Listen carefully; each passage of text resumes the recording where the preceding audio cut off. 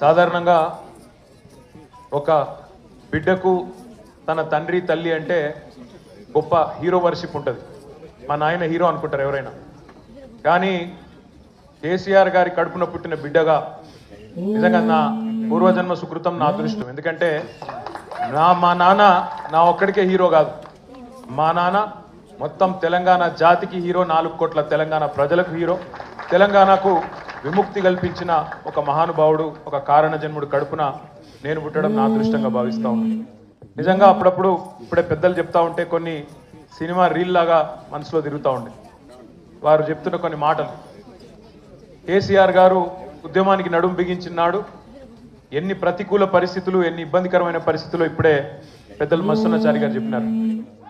Media power లేదు, money power లేదు, muscle power లేదు, కుల బలం లేదు, ఉన్నదల్లా ఒక్కటే గుండె బలం, జనబలం.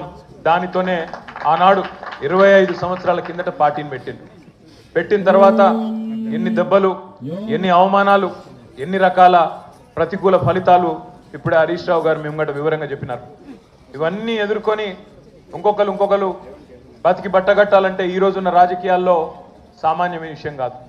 కానీ తాను తెలంగాణ అనే స్వప్నాన్ని తెలంగాణ ప్రజల తరఫున స్వప్నించి ఒక కలగని ఆ తర్వాత 25 సంవత్సరాలుగా ఈ రాష్ట్ర రాజకీయాన్ని శాసించి అల్టిమేట్గా సావు నోట్లో తలబెట్టి తెలంగాణను సాధించిన కారణ జన్ముడు మన నాయకుడు కేసీఆర్ గారు అనడంలో రెండో ఆలోచన ఎవరికి కూడా లేదు. ఇవాళ మనందరి లక్ష్యం ఒకటే కావాలి. కేసీఆర్ గారికి దీవెనలు ఇవ్వడంతో పాటుగా, కేసీఆర్ గారికి మీ ఆశీర్వాదాలు ఇవ్వడంతో పాటుగా మనందరి లక్ష్యం ఒకటే కావాలి. గత 14-15 నెలలుగా రాష్ట్రంలోని ఏ మూలకి పోయినా, ఏ ఊరికి పోయినా, ఏ పట్టణానికి పోయినా, ఏ మనిషిని ఒకసారి ఇట్లా కదిపినా, ఆటో డ్రైవర్ కావచ్చు, రైతన్న కావచ్చు, ఒక తమ్ముడు కావచ్చు, ఒక చెల్లె కావచ్చు, ఒక ఆడబిడ్డ కావచ్చు, ఎవ్వలను కదిపినా ఇవాళ ఒకటే మాట వినబడుతున్నది, మళ్ళీ కేసీఆర్ రావాలే, కేసీఆర్ గారు తిరిగి రాష్ట్ర ముఖ్యమంత్రి కావాలే అనే ఒకటే మాట వినబడతా ఉన్నది. ఇవాళ కేసీఆర్ గారి జన్మదినం సందర్భంగా మనందరం కూడా ఒకటే ప్రతిజ్ఞ తీసుకుందాం. అందరం ఒకటే లక్ష్యంతో రాబోయే 3.5 ఏళ్ళు పనిచేద్దాం.